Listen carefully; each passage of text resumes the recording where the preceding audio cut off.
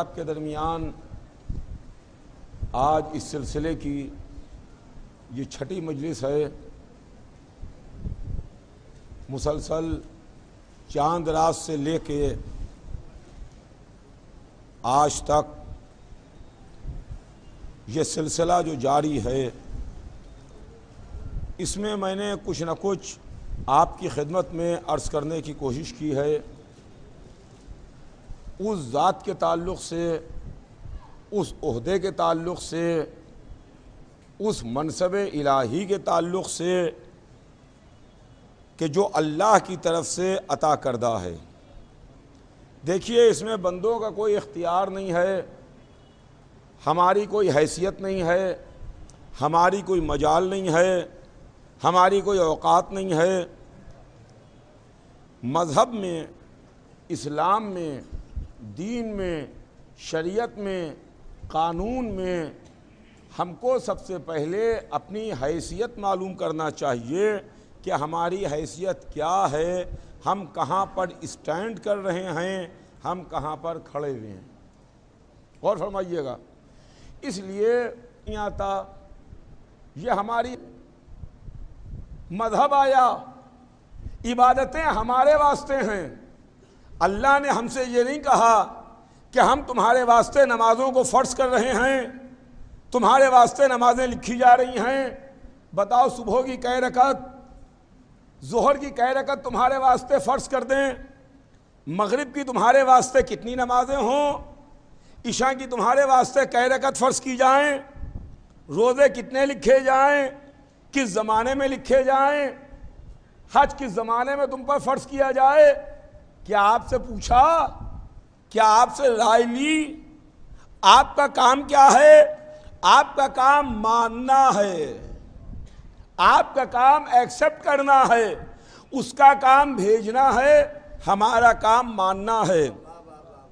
اس کا کام دین کو نازل کرنا، ہمارا کام قبول کرنا۔ رسول نے ہم کو بتایا کہ وہ ایک ہے، ہم نے مانا۔ رسول نے ہم کو بتایا کہ ہم اس کے رسول ہیں، ہم نے مانا۔ اس کی طرف سے یہ حکم آیا کہ صبح کی 2 رکعت، ہم نے 2 رکعت پڑھی، مغرب کی 3 رکعت، ہم نے مغرب کی 3 رکعت پڑھی، ظہر عصر کی 4 رکعت، ہم نے 4 رکعت پڑھی، رمضان کے روزے ہم نے رکھے، حج ہم نے ادا کیا، قرآن اس کی کتاب ہم نے مانا، کعبہ اس کا گھر ہم نے مانا، 1,24,000 اس کے بھیجے ہوئے نبی ہم نے مانا۔ مختصر یہ ہے کہ جو ادھر سے نازل ہوتا گیا ہم مانتے گئے، ہم ایکسپٹ کرتے گئے، نہ کوئی چوں ہے نہ کوئی چرا ہے۔ غور فرمائیے گا عزیزان گرامی، کوئی کیا کیوں کیسے نہیں ہے۔ ادھر سے حکم آ رہا ہے، ہم مان رہے ہیں، ادھر سے حکم آ رہا ہے، ہم مان رہے ہیں۔ یہ پڑوسی کا حق ہے، یہ غریب کا حق ہے، یہ واجب ہے، یہ حرام ہے، یہ کرنا چاہیے، یہ نہیں کرنا چاہیے، ہم نے ایکسپٹ کیا، ہم نے مانا۔ 1,24,000 نبی ہیں، ہم نے ایکسپٹ کیا، ہم نے مانا۔ ان کا پہلے آدم ہیں، ہم نے ایکسپٹ کیا، مانا۔ آخری حضور سرور کائنات ہیں، ہم نے ایکسپٹ کیا، مانا۔ تو جو فہرست 1,24,000 کی اللہ نے نبیوں کی بھیجی، ہم نے اس کو ایکسپٹ کیا، مگر وہ فیگر ہم کو بتائی ہے، اس کے نام ہم کو نہیں بتائے۔ سنیے گا عزیزان گرامی، وہ فیگر بتائی ہے، نام نہیں بتائے۔ معبود پالنے والے نام بتا دیتا، نام نہیں بتائے، واقعات بتا دیتا، واقعات نہیں بتائے۔ تو عزیزان گرامی، میرے عرض کرنے کا مطلب یہ ہے کہ 1,24,000 کو ہم نے مانا، قرآن کو ہم نے مانا، کعبے کو ہم نے مانا، اسلام کو ہم نے مانا، نماز ہم نے پڑھی، روزہ ہم نے رکھا، حج ہم نے ادا حج ہم نے کیا، خمس ہم نے دیا، زکوٰۃ ہم نے دی، اسلام پر ہم چلے۔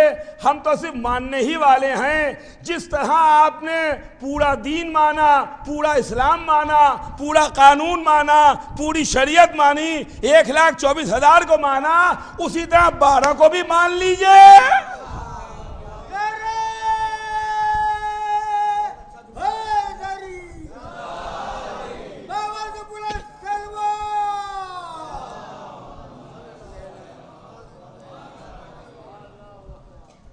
بارہ کو ماننے میں کیا پریشانی ہے؟ 12 کو ماننے میں کون سی قباحت ہے؟ اگر ایک طرف اتنی لمبی فہرست ہم مانے بیٹھے ہوئے ہیں 1,24,000، تو 12 کو ماننے کے واسطے کون روکے ہوئے ہے کہ جو اس 12 کے سلسلے کو ہم نے نہیں مانا؟ ان کا کہتا اب ہماری سمجھ میں نہیں آتی امامت، ہماری عقل میں نہیں آتی، ہمیں 1,24,000 کی نبوت سمجھ میں آ گئی، 12 کی امامت سمجھ میں کیوں نہیں آتی؟ غور فرمائیے گا عزیزان گرامی، 12 کی امامت کیوں سمجھ میں نہیں آ رہی ہے؟ کہ یہ آپ لوگ اپنے اماموں کو معصوم مانتے ہیں، اپنے اماموں کو عالم مانتے ہیں، اپنے اماموں کو ایسا مانتے ہیں، اپنے اماموں کو ویسا مانتے ہیں۔ تو عزیزان گرامی، ہم ماننے والے ہیں، ہم بنانے والے نہیں ہیں۔ میں عرض کر چکا، ہمارا کام ماننا ہے، ہمارا کام بنانا نہیں ہے۔ جو اللہ نے بھیجا ہے اس کو ہم مانتے ہیں۔ اللہ نے حضور سرور کائنات کو آخری نبی بنا کر کے بھیجا، ہم نے ان کو آخری نبی مانا۔ علی کو ولی بنایا، ہم نے علی کو ولی مانا۔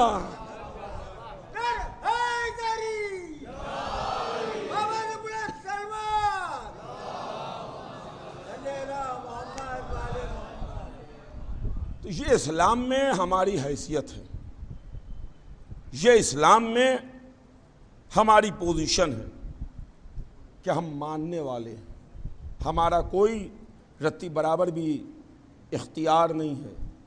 تو جب ہم کو کوئی پاور ہی نہیں دی گئی تو پھر کاہے کے واسطے ہم بولیں، کاہے کے واسطے ہم آبجیکشن کریں، کاہے کے واسطے ہم کیا کیوں کیسے کریں، کاہے کے واسطے ہم چوں چلا کریں؟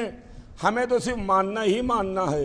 اور یہ ہم کو واقعات تاریخ نے بتائے، واقعات تاریخ نے ہم کو سنائے، اس واسطے کہ ان واقعات کو دیکھ کے، ان واقعات کو سن کے، اس واقعات کو پڑھ کے، سمجھ کے تم اس بات کی کوشش کرو اور یہ بات سمجھنے کی کوشش کرو کہ یہی وہ باتیں ہیں کہ جو اللہ کو پسند ہیں۔ اس کے خلاف اگر راستے پر جاؤ گے تو وہ راستہ اللہ کو ناپسند ہوگا، ناپسند ہوگا۔ اس سلسلے میں میں آپ کی خدمت میں جو بات عرض کر رہا ہوں اس کا سلسلہ یقیناً آپ کے ذہن میں ہے۔ چنانچہ کل میں نے جو بات آپ کی خدمت میں عرض کی وہ ضرورت کے عنوان سے ہے کہ جہاں شب ہجرت ضرورت تھی امامت کی، شب ہجرت ضرورت تھی کہ کوئی بستر محمد پر سوئے، شب ہجرت ضرورت تھی کوئی بستر محمد پر آرام کرے، شب ہجرت ضرورت تھی اس بات کی کہ محمد ہجرت کر کے مکے سے مدینے جائیں اور کوئی ایسا ہی ہو جو محمد ہو وہ بستر محمد پر سوئے۔ کل یہاں تک ہمارے اور آپ کے درمیان گفتگو چلی اور وقت ختم ہو گیا، بات ختم ہو گئی۔ اب اس کے بعد سلسلہ آگے بڑھتا ہے۔ حضور سرور کائنات مکے سے مدینے تشریف لائے۔ اب رسول اللہ کی مدینے کی زندگی ہے۔ مکے میں کافر تھے، مکے میں دشمن تھے، مکے میں راستے میں کانٹے بچھانے والے تھے، مکے میں سر پر کوڑا پھینکنے والے تھے، مکے میں جان کے دشمن تھے، لہذا اپنے حبیب کو حکم ہجرت دے دیا اور رسول مکے سے مدینے آ گئے۔ مدینہ رسول کا شہر ہے، مدینہ جہاں لوگوں نے رسول کا استقبال کیا، رسول کو ویلکم کیا، یا رسول اللہ آئیے، ہم آپ کے استقبال کے واسطے آئے ہیں، ہم آپ کا استقبال کرتے ہیں، ہم آپ کا ویلکم کرتے ہیں، ہم آپ کی راہ میں اپنی پلکوں کو بچھائے ہوئے ہیں، آئیے تشریف لائیے۔ رسول اللہ مکے سے چل کے مدینے تشریف لائے۔ یہ تاریخ اسلام بھی ہے، اور تاریخ اسلام میں ہر قدم پر امامت کی ضرورت بھی ہے، ہر قدم پر امامت کی ضرورت بھی ہے، اس لیے کہ بغیر امامت کے اگر ہم دین کو دیکھیں گے تو ہم کو اسلام 2 قدم آگے چلتا ہوا نظر نہ آ پائے گا۔ سنیے گا عزیزان گرامی، 2 قدم چلتا ہوا نظر نہ آئے گا۔ رسول مدینے گئے، مدینے پہنچے، مدینے میں رسول اللہ نے عقد مواخات قائم کیا، بھائی کو بھائی بنایا، ایک کو دوسرے کا بھائی بنایا، ایک مہاجر ایک انصار، ایک مہاجر ایک انصار، ایک مہاجر ایک انصار، ایک مسلمان کو دوسرے مسلمان کا بھائی بنایا۔ جب سب کو ایک دوسرے کا بھائی بنا چکے تو رسول اللہ نے علی کو اپنا بھائی بنایا، کہا علی میرے بھائی ہیں، یا علی انتا اخی فی الدنیا والآخرہ، تم میرے بھائی ہو، دنیا میں بھی میرے بھائی ہو، آخرت میں بھی میرے بھائی ہو۔ سنیے گا عزیزان گرامی، یہاں بھی میرے بھائی، وہاں بھی میرے بھائی، یہاں بھی میرے بھائی، وہاں بھی میرے بھائی۔ اب رسول اللہ مدینے میں ہیں، اسلام آ رہا ہے، دین آ رہا ہے، مذہب آ رہا ہے، قرآن آ رہا ہے، احکام آ رہے ہیں، اسلام کی تبلیغ ہو رہی ہے، اور اسلام کی تبلیغ میں جو ذات رسول کے ساتھ ساتھ رسول کی ناصر کی حیثیت سے، رسول کے سینہ سپر کی حیثیت سے، رسول کے مددگار کی حیثیت سے ہے، وہ وہی ذات ہے جس نے دعوت عشیرہ میں نصرت کا وعدہ کیا تھا۔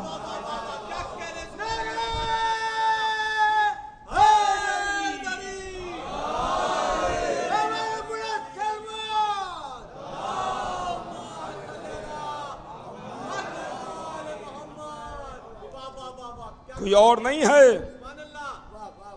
وہ وہی نظر آ رہا ہے۔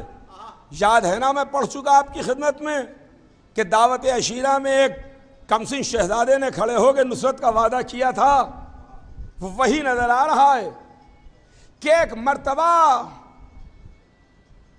کافر لشکر لے کر کے حملہ کرنے کے واسطے آئے، کافروں نے حملہ کیا تو رسول اللہ حملے کا مقابلہ کرنے کے واسطے نکلے۔ رسول اللہ نے، لشکر اسلام نے کافروں پر حملہ نہیں کیا ہے۔ یہ میری آواز دور دور جا رہی ہے، میں اپنے تمام سننے والوں تک یہ پیغام پہنچانا چاہ رہا ہوں کہ اسلام وہ مذہب نہیں ہے جو کسی پر حملہ کرے، کسی پر اٹیک کرے، کسی کو قتل کرے، کسی کو پریشان کرے، کسی کو تنگ کرے، کسی کو بے خطا ستائے، بلکہ جو اگر کوئی آگے ان پر حملہ کرے تو سیلف ڈیفنس میں اپنے کو بچانا ضروری ہو جاتا ہے۔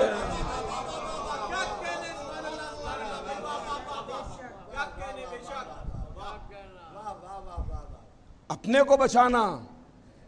اسلام کی وہ جو لڑائیاں ہیں جو بڑی مشہور ہیں، چاہے وہ بدر کا معرکہ ہو، چاہے وہ احد کی لڑائی ہو، خندق و خیبر کے معرکے ہوں، رسول اللہ نے بڑھ بڑھ کے حملے نہیں کیے ہیں، لشکر اسلام نے حملہ نہیں کیا ہے، کافروں نے حملہ کیا ہے۔ غیروں نے حملہ کیا ہے، اپنے کو بچانا ضروری ہے۔ چنانچہ وہ اسلام کی پہلی لڑائی، سنیے گا، مجھے لڑائیاں نہیں عرض کرنا ہے، مگر آپ کا ذہن اس طرف متوجہ کرنا ہے اور وہ پیغام دینا ہے کہ اسلام کی پہلی لڑائی جو جنگ بدر کے نام سے جانی اور پہچانی جاتی ہے، جس میں کافر لشکر لے کر کے آئے اور ادھر مسلمان بہت تھوڑے سے تھے، رسول نے اپنے بچاؤ کے واسطے مسلمانوں کو لے کر کے نکلے، لشکر اسلام کو لے کے نکلے، ادھر کافر 1000 کا لشکر لے کر کے آئے، ادھر رسول اللہ 313 لے کے نکلے، 313 کا لشکر لے کے رسول نکلے، 313 مسلمانوں کو لے کے، 313 صحابہ کو لے کے، 313 لا الہ الا اللہ محمد الرسول اللہ کہنے والوں کو لے کے سرکار رسالت میدان میں آئے۔ جنگ کا شروع ہوئی، جنگ کا آغاز ہوا۔ اب جو تلوار چلی تو اس تلوار چلانے میں ہر ایک کی نظر ایک ایسے بہادر سپاہی پر جا کے ٹھہر رہی تھی جس کے تلوار کے جوہر دیکھنے کے لائق تھے۔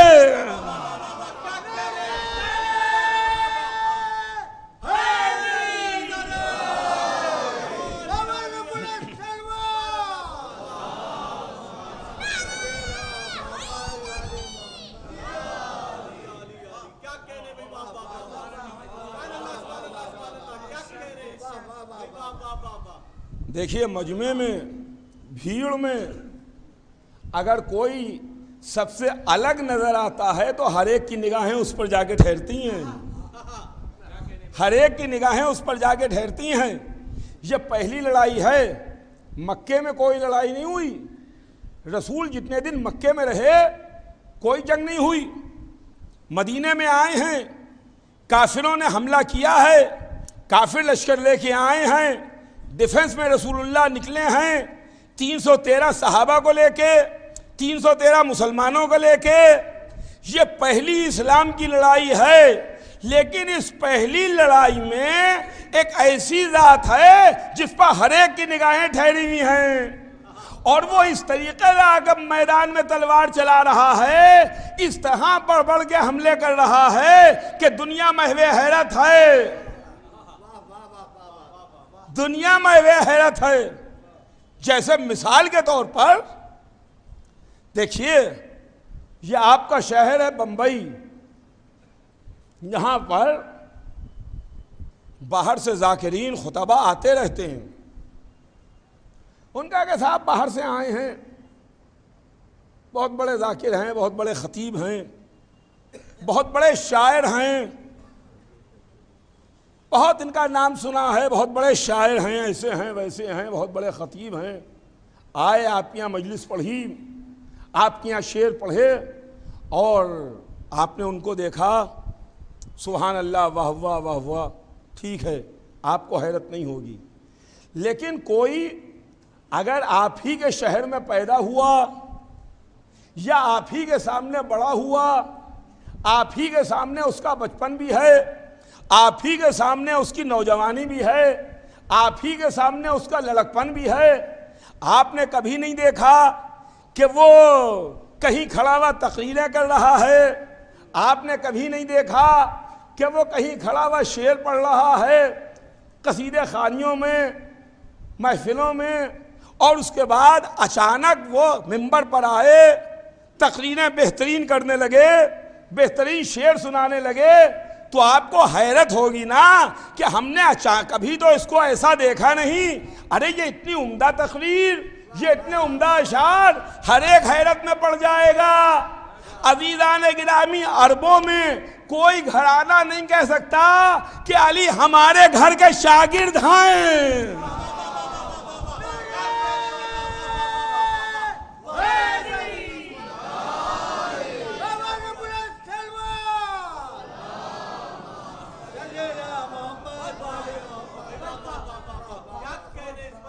کوئی نہیں کہہ سکتا۔ کہ ہم نے علی کو تلوار چلانا سکھائی ہے، ہمارے باپ نے علی کو فن سپاہ گری سکھائی ہے، ہمارے دادا نے علی کو سکھایا ہے کیسے تلوار چلائی جائے۔ اب جو یہ علی تلوار چلا رہے ہیں تو آپ حیران نہ ہوئیے گا، یہ ہمارے ہی گھر کے شاگرد ہیں، ان کو ہمارے باپ نے سکھایا، ان کو ہمارے دادا نے سکھایا، ان کو ہم نے سکھایا، کسی نے سکھایا نہیں، اور اس کے بعد اس طریقے سے بڑھ بڑھ کے حملے کر رہے ہیں۔ معلوم یہ ہوا یہی تو دنیا دھوکہ کھا رہی ہے کہ ہم یہاں سیکھتے ہیں، وہ وہاں سے سیکھ کے آتے ہیں۔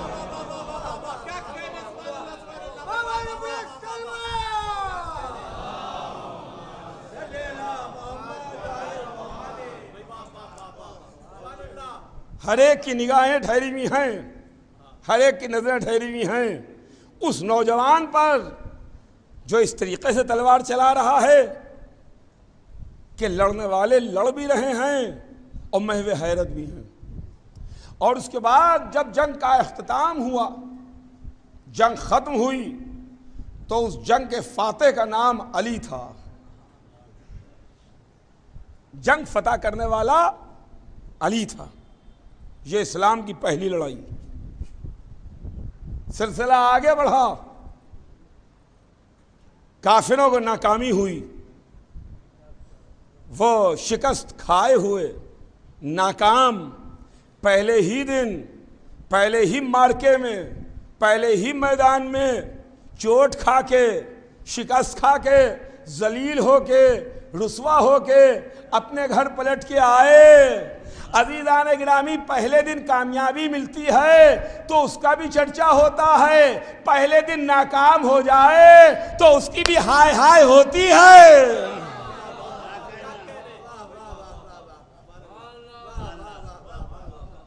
سلسلہ آگے بڑھا، اسلام کی دوسری لڑائی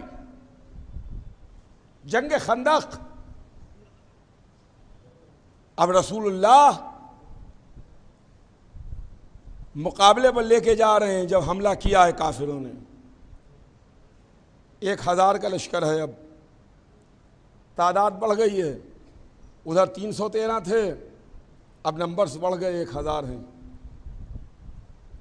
اور پھر جب مارکا چھڑا، احد میں جنگ ہوئی، احد کی پہاڑیوں و میدان میں تلوار چلی، تو پھر دیکھنے والوں کو وہی بدر کا میدان یاد آ رہا تھا۔ جس طریقے سے بدر کے مارکے میں علی بڑھ بڑھ کے حملے کر رہے تھے، ویسے ہی احد کے میدان میں بھی علی بڑھ بڑھ کے حملے کر رہے تھے۔ اور اسی میں خدا کی قسم ایک موقع پر علی کی تلوار بھی ٹوٹی۔ جب تلوار ٹوٹی تو رسول کی خدمت میں آئے، یا رسول اللہ میری تلوار ٹوٹ گئی، یا رسول اللہ تلوار ٹوٹ گئی۔ رسول چپ کے خاموش کھڑے میں ہیں۔ رسول نے علی کو تلوار دی نہیں۔ میں کہوں گا یا رسول اللہ علی کو تلوار دے دیجئے، آپ کا سپاہی ہے، آپ کے لشکر میں لڑ رہا ہے، آپ کا ناصر ہے، آپ کا مددگار ہے، تلوار دیجئے۔ شاید جواب محمد آئے کہ بے شک علی لشکر میں میرے لڑ رہے ہیں مگر سپاہی اللہ کے ہیں۔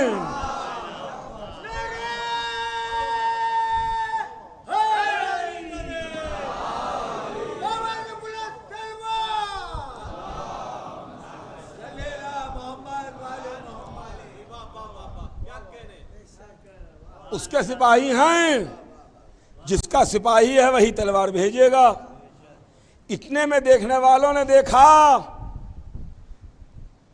کانوں میں آوازیں آئیں، لا فتح الا علی، لا سیف الا ذو الفقار۔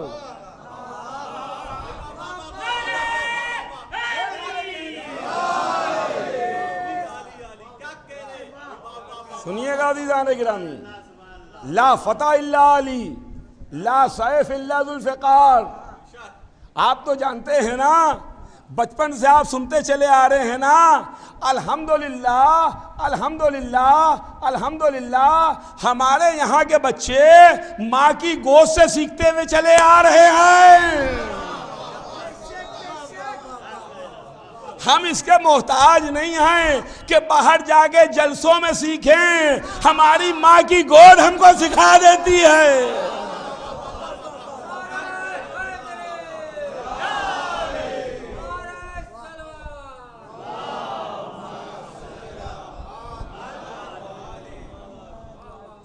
لا فتح الا علی، لا سیف الا ذوالفقار، کوئی جوان نہیں ہے سوائے علی کے، اور کوئی تلوار نہیں ہے سوائے ذوالفقار کے۔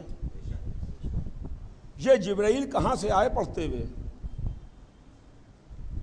میرا سوال ہے آپ سے، جبرائیل کہاں سے آئے؟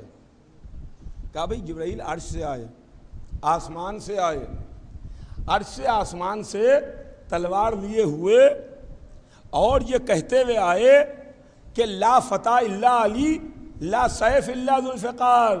یہ کیا ہے؟ یہ مدح علی کا شعر ہے، مدح علی کا شعر ہے۔ اما دنیا میں کس کی کتنی تعریف کر لو، جتنی علی کی بلندی سے تعریف ہوئی ہے اتنی کسی دوسرے کی بلندی سے تعریف نہیں ہوئی۔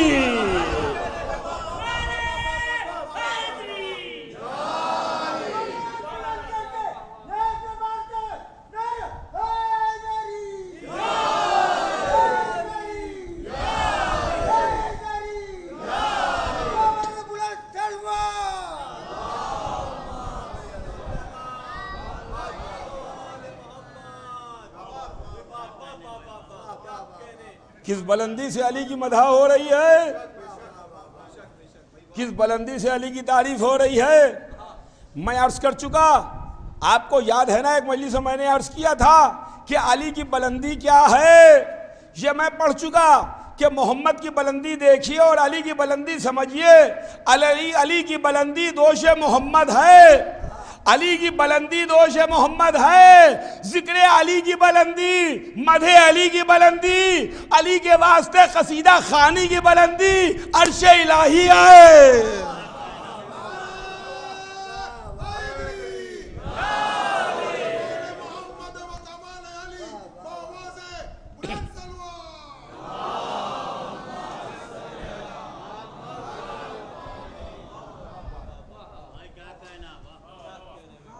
وہاں سے آئی تلوار، ذوالفقار ادھر سے آئی۔ لا فتح الا علی، لا سیف الا ذوالفقار۔ رسول نے تلوار علی کو دی، یا علی یہ تلوار آئی ہے تمہارے واسطے، یہ ذوالفقار آئی ہے تمہارے واسطے۔ تلوار ملی۔ اب اس کے بعد جو ہوا وہ آپ کو معلوم ہے، مجھے نہیں عرض کرنا ہے۔ مجھے جلدی جلدی امامت کی ضرورت پیش کرتے ہوئے اپنے بات کو آگے بڑھانا ہے۔ ذوالفقار آئی، رسول نے ذوالفقار علی کو دی۔ میں کیا ہاتھ جوڑ کے عرض کروں پالنے والے معبود، تو نے کتابیں تو بہتوں کے واسطے بھیجی مگر اسلحہ صرف ایک کے واسطے بھیجا۔ توریت تیری سرکار سے آئی، انجیل تیری طرف سے آئی، زبور تیری طرف سے، قرآن تیری طرف سے، اور صحیفے تو نے بھیجے۔ یہ ساری کتابیں آسمانی کتابیں ہیں۔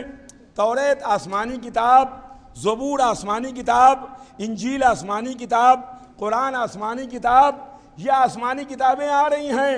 پالنے والے تو نے ذوالفقار بھیجی ایک، تلوار آئی ایک، کتابیں تو اتنی آئیں، اسلحہ صرف ایک آیا۔ کہا بھائی دیکھو کتاب اور اسلحے میں فرق ہوتا ہے، کتاب اور اسلحے میں فرق ہوتا ہے۔ میدان میں لڑنے والے تو بہتیرے ہیں مگر اب ہم اس کو کیا کریں کہ میدان میں لڑنے والے بہتیرے ہیں، ید اللہ ایک ہے۔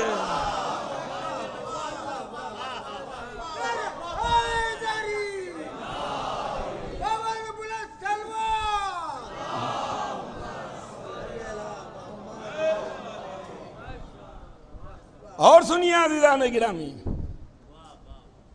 کہ دیکھیے اسلحے کا معاملہ بڑا نازک ہوتا ہے، بڑا نازک ہے اسلحے کا معاملہ۔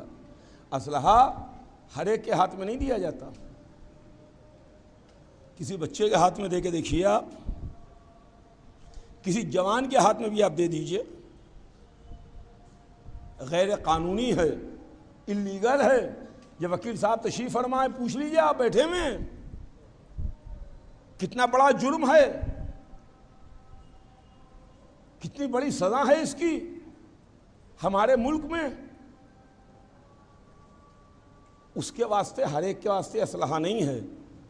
اسلحے کے واسطے دیکھیے اس کا دستور یہ ہے, اس کا قانون یہ ہے, یہ سب جانتے ہیں, یہ کوئی نئی بات نہیں ہے, کامن باتیں ہیں جو آپ کی خدمت میں عرض کر رہا ہوں کہ اگر کسی کو اسلحہ چاہیے ہو ڈیفنس کے واسطے تو پہلے آپ جا کے لائسنس لیجئے, پہلے لائسنس لینا پڑے گا, اس کے بعد میں آپ اسلحہ لیجئے.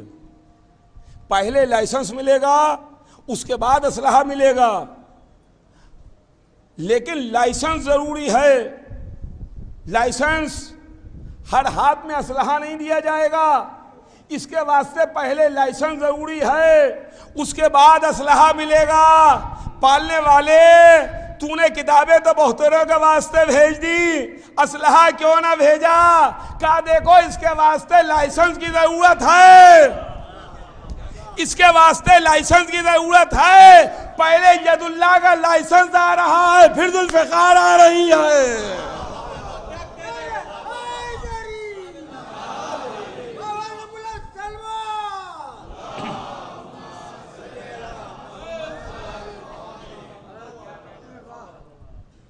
ہر ہاتھ میں اسلحہ نہیں دیا جائے گا. جس ہاتھ پر بھروسہ ہو, جو ہاتھ اللہ کا ہاتھ ہو, ید اللہ ہو, اور اس کے بعد خدا کی قسم وہی ہوا جو بدر کے میدان میں ہوا کہ فاتح احد علی ہیں. سلسلہ آگے بڑھتا ہے, اسلام میں اور لڑائیاں ہیں. خندق کا مارکا, خندق کی جنگ, جس لڑائی میں 1000 آدمیوں کے برابر طاقت رکھتا تھا, 1000 آدمیوں کے برابر طاقت رکھتا تھا عمر, اس سے مقابلہ تھا. یہ جنگ جو خندق جنگ خندق کہلاتی ہے, اس کا نام آپ کو معلوم ہے تاریخ میں کیا ہے؟ اس کا نام ہے جنگ احزاب. احزاب حزب کی جمع ہے,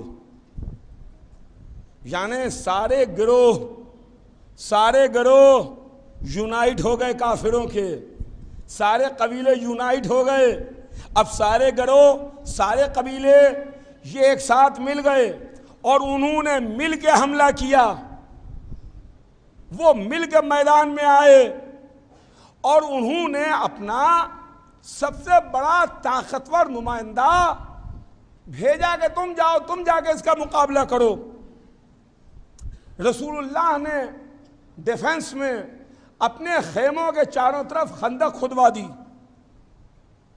خندق کھدی ہوئی ہے, رسول کا خیمہ, اصحاب کے خیمے, لشکر اسلام کے خیمے, مگر یہ کافر کہیں سے خندق پھان کے آ گیا اور آ کے رسول کے خیمے میں نیزہ چبھو کے کہنے لگا کہ کہاں ہے مسلمان, نکل کے آئیں, ہم سے مقابلہ کریں, اگر ہمارے ہاتھ سے مر جائیں تب بھی جنت لے لیں, اگر ہمیں مار دیں تب بھی جنت لے لیں, یا شہید بن کے جنت لے لیں یا غازی بن کے جنت لے لیں.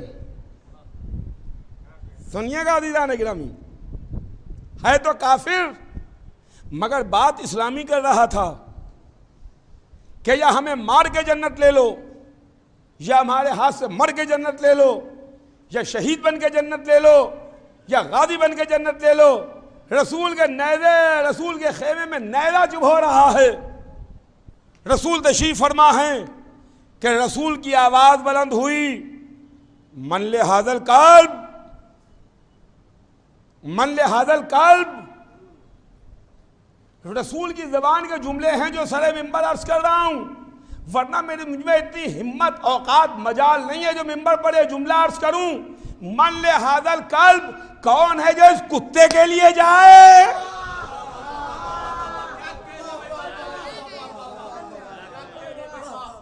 کون ہے جو اس کتے کے مقابلے پر جائے؟ سارے مسلمان خاموشی سے گردن جھکائے بیٹھے رہے، کوئی نہ اٹھا، سب گردن جھکائے بیٹھے میں ہیں۔ رسول فرما رہے ہیں من لہذا القلب، من لہذا القلب، من لہذا القلب، کون ہے جو اس کتے کے مقابلے میں جائے؟ کون ہے جو اس کتے کے مقابلے میں جائے؟ کون ہے جو اس کتے کے مقابلے میں جائے؟ کوئی نہ اٹھا۔ یا رسول اللہ، آپ نے اس کو کتا کیوں کہا؟ آپ نے کتا کیوں کہا؟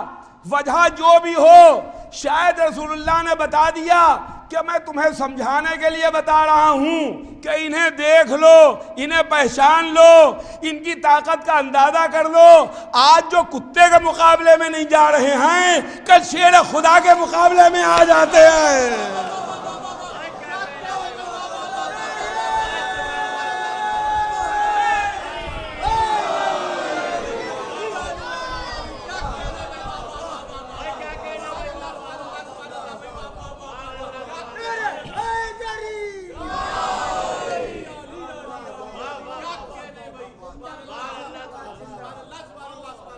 من لہذا القلب،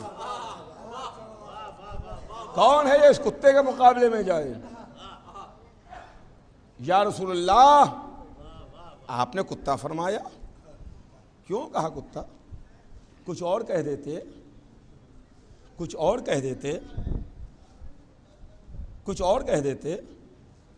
کہا نہیں، یہ کتا ہے، کلب ہے۔ کیوں؟ کہ آ کے جنت کو چیلنج کر رہا ہے۔ سنیے گا، جنت کو چیلنج کر رہا ہے۔ یہ کتا اس لیے ہے کہ جنت کو چیلنج کر رہا ہے۔ تو عزیزان گرامی، ایک جملہ کہے بغیر میں آگے نہیں بڑھوں گا کہ جو جنت کو چیلنج کرے وہ کتا ہے جو جوانوں کے، جنت کے جوانوں کے مقابلے پر آ جائے۔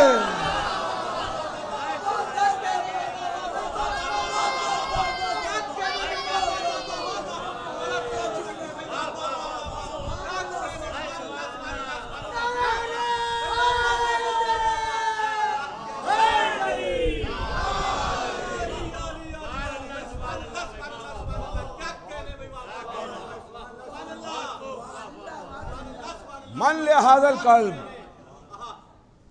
کوئی نہ اٹھا، وہی اٹھا جو دعوت عشیرہ میں اٹھا تھا، وہی کھڑا ہوا جو اسلام میں پہلے دن کھڑا ہوا تھا۔ ارے اب اس کو ہم کیا کریں کہ یہ اسلام کا مقدر ہے جہاں سوائے علی کے کوئی نظر نہیں آتا۔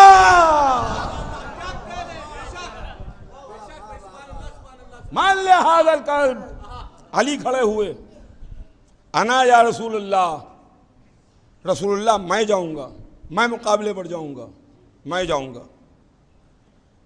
جب علی کھڑے ہوئے تو رسول نے سجایا، سنوارا، تیار کیا، کمر میں پٹکا لگایا، باندھا، خود پہنایا، تلوار لگائی، علی کو سپاہی بنایا۔ لیکن خدا کی قسم، تاریخ بھی کیا چیز ہے۔ میں اکثر کہتا ہوں مجلسوں میں کہ دیکھیے، ہر دور میں انسان کے پاس ریکارڈنگ کا کوئی نہ کوئی بندوبست رہا۔ آج جیسے یہ کیمرے موجود ہیں ریکارڈ کرنے کے واسطے، ویسے ہی کل بھی کیمرے موجود تھے، مگر یہ ایسے کیمرے نہیں تھے، کل مورخ کی شکل میں کیمرے تھے۔ کل کیمرے مورخ کی شکل میں تھے جو قلم اور داوات لیے ہوئے ہر نقل و حرکت، ہر عمل، ہر بات لکھ رہے تھے۔ جنہوں نے لکھا، تاریخ کے سینے میں محفوظ کیا، اور ان کیمروں کو ہم نے دیکھا چلا کے تو ہم کو نظر آیا کہ کون کیسا ہے، کس کی کیا حرکت ہے، کس کی کیا شجاعت ہے، کس کا کیا مرتبہ ہے، کون خاموش بیٹھا ہے، کون کھڑا ہو رہا ہے۔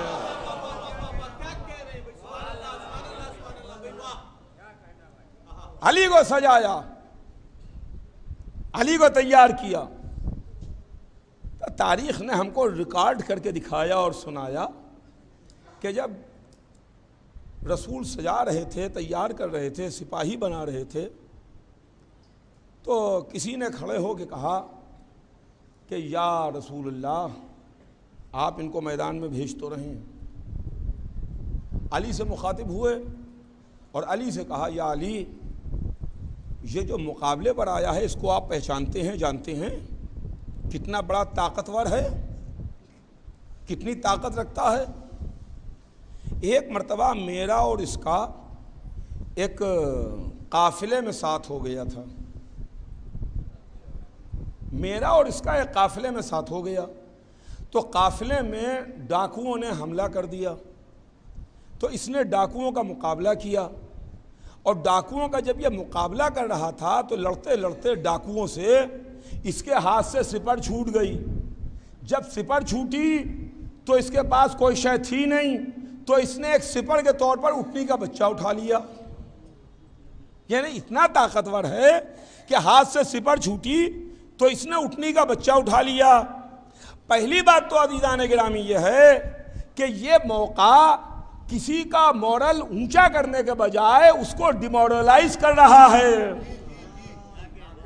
غور کیجئے گا عزیزان گرامی، ایسے موقع پر اگر اس کا مورل بوسٹ کیا جائے، ہمت بڑھائی جائے، نہ یہ کہ اس کے ہمت کو گھٹایا جائے کہ صاحب اتنا بہادر، اتنا شہسوار، اتنا طاقتور کہ اٹھنی کا بچہ اٹھا لیتا ہے۔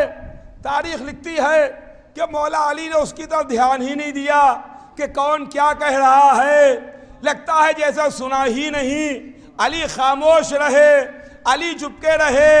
اب ہماری سمجھ میں آیا جب ہم نے خیبر کا معرکہ دیکھا، علی نے 2 انگلیوں سے در خیبر اکھاڑا کہ وہ کافر ہے جو اٹھنی کا بچہ اٹھاتا ہے، یہ علی ہے 2 انگلیوں سے در خیبر اکھاڑتا ہے۔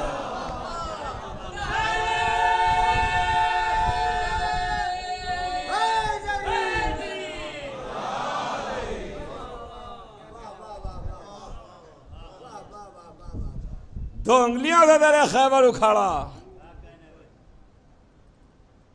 گئے میدان میں، آئے، جب چلے تو رسول نے فرمایا آج کل ایمان کل کفر کے مقابلے میں جا رہا ہے۔ علی کو کل ایمان کہا، سامنے والے کو کل کفر کہا۔ سبحان اللہ سبحان اللہ، یا رسول اللہ آپ پر ہماری جانیں فدا، آپ پر غلاموں کی جانیں نثار۔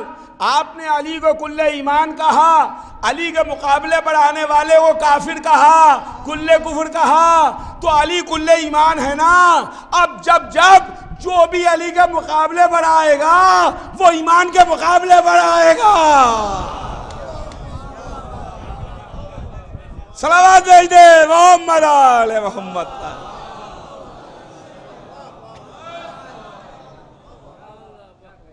کل ایمان کل کفر کے مقابلے پر آ رہا ہے۔ علی کل ایمان ہے، ایمان نہیں، کل ایمان۔ علی کے مقابلے پر آنے والا کل کفر ہے، کل کفر۔ اور اس کے بعد جو ہوا، مجھے نتیجہ اور رزلٹ آپ کی خدمت میں نہیں پیش کرنا ہے، امامت کی ضرورت مجھ کو پیش کرنا ہے۔ یہ امامت کی ضرورت ہے، وہ دنیا کو معلوم ہے کہ رد و بدل ہوئی، 70 ضربوں کی رد و بدل ہوئی ہے میدان میں۔ تاریخ لکھتی ہے کہ 70 ضربوں کی رد و بدل ہوئی ہے، 70 ضربیں چلی ہیں، 70 ضربوں کا وار ہوا ہے، لیکن 70 ضربوں میں میرا دل یہ کہتا ہے کہ 69 ضربیں کل کفر نے لگائی ہوں گی، ایک ہی ضرب میں کل ایمان نے 2 کر دیا ہوگا، 2 ہو گیا۔ تو عزیزان گرامی یہ منزل ہے، بس وقت تمام ہو رہا ہے، بات انشاءاللہ کل اس کے آگے بڑھے گی، سلسلہ کل اس کے آگے بڑھاؤں گا. آج بس یہیں کے اوپر بات تمام کہ علی کل ایمان ہے. علی کے مقابلے پر آنے والا کل کفر ہے. دنیا میں انسان کو آزاد چھوڑ دیا گیا. مذہب نے زور زبردستی نہیں کی ہے. لا اکراہ فی الدین، دین میں کوئی زور زبردستی نہیں ہے، جبر نہیں ہے. تمہیں آزاد چھوڑ دیا گیا ہے. چاہے اسلام کے راستے پر آ جاؤ، ایمان کے راستے پر آ جاؤ، یا کفر کے راستے پر چلے جاؤ. یا علی کے خیمے میں آ جاؤ یا کفر کے خیمے میں چلے جاؤ. تو عزیزان گرامی، یہ منزل ہے. ہر قدم پر، ہر موڑ پر، ہر میدان میں، ہر مارکے میں اسلام کو امامت کی ضرورت ہے، دین کو امامت کی ضرورت ہے، شریعت کو علی کی ضرورت ہے. کوئی موڑ ہو، کوئی مارکہ ہو، کوئی میدان ہو، بغیر علی کا مارکہ سر نہ ہوگا. کیا کہنا، میرے چچا کیا شعر کہہ گئے. شب ہجرت ہو، سنیے گا، شب ہجرت ہو، عشیرہ ہو یا میدان غدیر. شب ہجرت ہو، عشیرہ ہو یا میدان غدیر، دی کو ہر موڑ پر حیدر کی ضرورت ہوگی.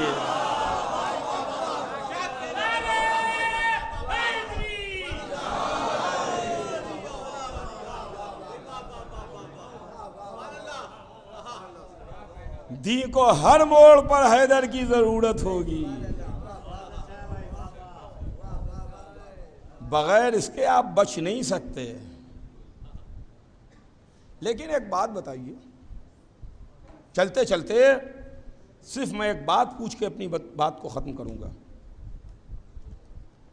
کہ یہ جو میں نے اتنی دیر آپ کی خدمت میں کچھ عرض کیا، یا چاند رات سے اس وقت تک جو میں آپ کی خدمت میں کچھ عرض کرتا چلا آ رہا ہوں، اس میں میں نے کتنی دیر اپنے خاندان کا ذکر کیا، کتنی دیر اپنے دادا کی مدح کی، کتنی دیر اپنے باپ کی تعریف کی، کتنی دیر اپنے چچا کا ذکر کیا. آپ بتائیں، میرا سوال ہے. ایسا تو میں نے نہیں کیا.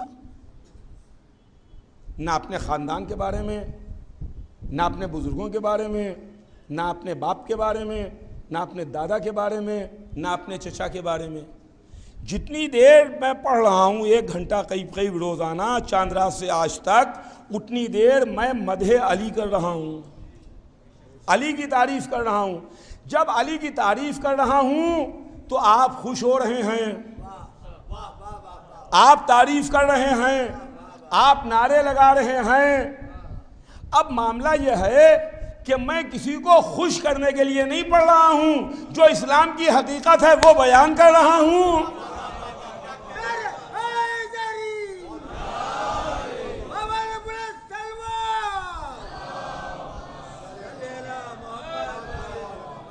جو دین کی ضرورت ہے وہ بیان کر رہا ہوں. کہنے والوں نے کہا، میرے کان تک آواز آئی کہ صاحب یہ لوگوں کو خوش کرنے کے لیے پڑھ رہے ہیں، یہ فضائل لوگوں کو خوش کرنے کے لیے پڑھ رہے ہیں. میں سر منبر مسجد میں آپ سے پوچھ رہا ہوں، کیا میں قصے پڑھ رہا ہوں، لطیفے پڑھ رہا ہوں، ہنسنے ہنسانے کی باتیں پڑھ رہا ہوں، یا فضائل امیر المومنین پڑھ رہا ہوں؟ میں کیا کر رہا ہوں؟ میں اسلامی واقعات پڑھ رہا ہوں. یہی تو ہم 1400 برس سے دیکھتے چلے آ رہے ہیں کہ علی کے فضائل ایک ہیں، مگر دونوں طرف کام ہو رہا ہے. کچھ جل رہے ہیں، کچھ تپ رہے ہیں.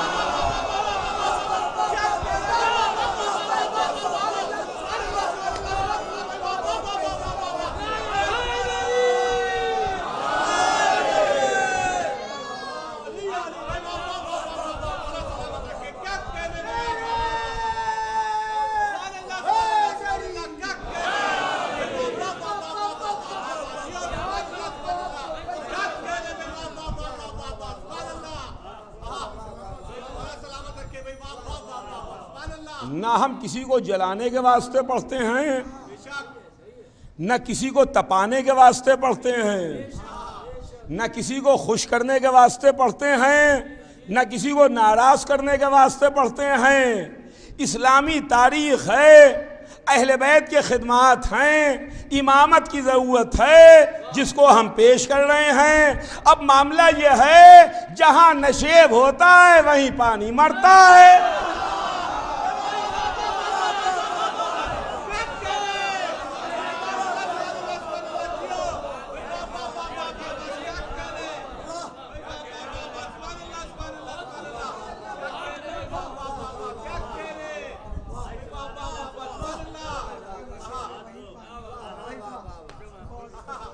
پھر مجھے یاد آ رہی ہے اپنے والد کی مثال۔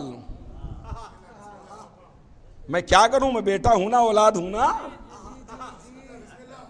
پھر مجھے یاد آ رہی ہے، بس سن لیجو، بات تمام کروں، آپ کی بھی سنی بھی ہوگی یقیناً۔ وہ فرماتے تھے کہ یہ کرنٹ آ رہا ہے، الیکٹرکسٹی ہے، پاور ہے، یہ آ رہا ہے ایک، اس میں آپ نے ہیٹر لگایا تو گرمی آ گئی، کولر لگایا تو ٹھنڈک آ گئی۔ پاور ایک ہے، الیکٹرسٹی ایک ہے، کرنٹ ایک ہے۔ جہاں کولر ہیں وہاں ٹھنڈک ہے، جہاں ہیٹر ہے وہاں گرمی ہے، جہاں محبت کے کولر ہیں وہاں واہ واہ ہے، جہاں عداوت کے ہیٹر ہے۔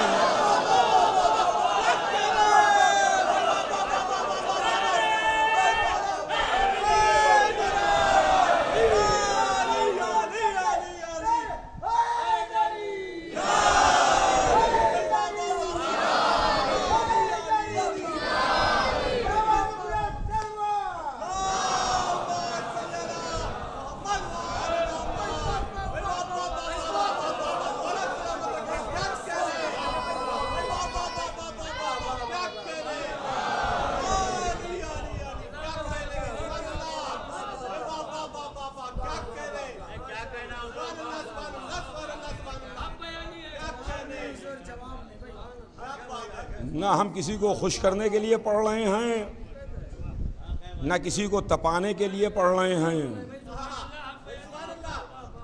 ہم ذکر اہل بیت کر رہے ہیں، فضائل و مصائب اہل بیت بیان کر رہے ہیں۔ اور دیکھیے باتوں ہی باتوں میں آج چھٹی رات آ گئی۔ آج کی رات آپ کس کو روتے ہیں؟ یاد دلا دوں، رو لیجئے اور بات تمام ہو جائے۔ آج کی رات آپ ام رباب کے اس 6 مہینے کے بچے کا ماتم کرتے ہیں، رباب کے اس ششماہے کا ماتم کرتے ہیں کہ جو ہرملہ کے 3 بھال کا نشانہ بن گیا۔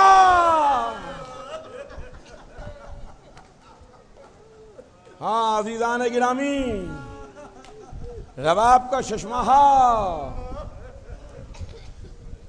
جس کی عمر 6 مہینے کی تھی، مگر منزل شہادت میں سب سے بڑی عظیم منزل کو پر وہ فائز تھا، سب سے بڑی عظیم منزل پر فائز تھا۔ شہادت کی منزل میں 72 شہیدوں میں حضرت علی اصغر کی شہادت 71 سے الگ ہے۔ سنیے، میں سارے ممبر کہہ رہا ہوں، میرے پاس قرآن سے حوالہ موجود ہے۔ 71 کی شہادت ایک طرف، علی اصغر کی شہادت ایک طرف۔ قرآن میں جناب سلیمان کا ذکر ہے، پڑھیے، اٹھا کے دیکھ لیجئے۔ جب ہاتھ کے اوپر آئی چوٹی، پوچھا جناب سلیمان نے کہ کس کا مرتبہ زیادہ ہے، تو اس نے کہا کہ اس وقت تو مرتبہ میرا زیادہ ہے۔ جب وجہ پوچھی تو کہا کہ آپ کے قدم زمین پر ہیں اور میرے قدم ایک نبی کے ہاتھ پر ہیں۔ عزیزان گرامی، کربلا کے 72 شہیدوں میں 71 شہید اپنے پیروں سے چلتے ہوئے گئے، علی اصغر علیہ امامت پر گئے۔ ہاں، رباب کا ششماہا، فاطمہ کے باغ کا پھول، سب سے بڑی شہادت کو، سب سے بڑی قربانی کو حسین نے سب سے آخر میں پیش کیا۔ جب حسین نے آواز استغاثہ بلند کی کہ ایک مرتبہ خیمے سے رونے کا شور برپا ہوا، پوچھا رونے کی وجہ کیا ہے؟ کہا علی اصغر نے اپنے کو گہوارے سے گرا لیا۔ حسین خیمے میں آئے، بچے کو گود میں لیا، ماں کو دے دیا، رباب علی اصغر کا پیراہن تبدیل کر دو، علی اصغر کو سجا دو، علی اصغر کو سنوار دو۔ ماں نے حسرت بھری نگاہوں سے بچے کو دیکھا، بچے کو سجایا، بچے کو سنوارا، بچے کو تیار کیا۔ ہمارے گھروں میں جب مائیں اپنے بچوں کو سجاتی ہیں، تیار کراتی ہیں، تو بچوں کی سلامتی کی دعا کرتی ہیں۔ ہائے رباب کیا کرے،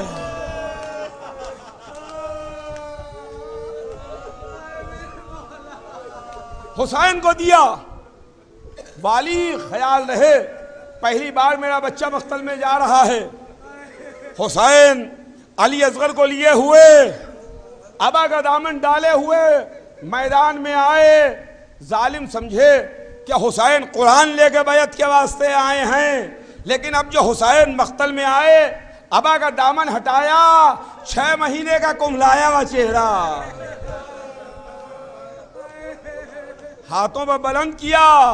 ظالموں، اگر میں خطاوار ہوں تو یہ بچہ تو خطاوار نہیں ہے، اسے تھوڑا سا پانی پلا دو۔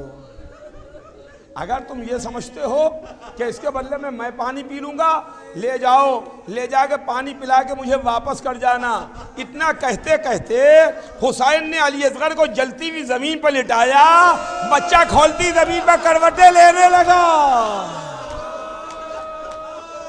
ہاں، اب یہ رونے کی بڑی راتیں آ گئی۔ آج ام رباب کے لال کا ماتم ہے۔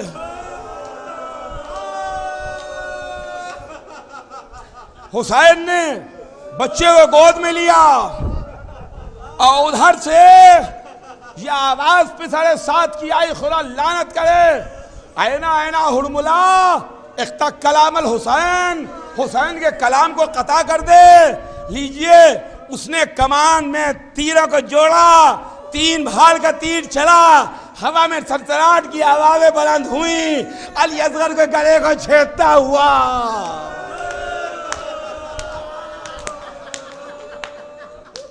علی اصغر کے گلے کو چھیدتا ہوا حسین کے بازو میں لگا۔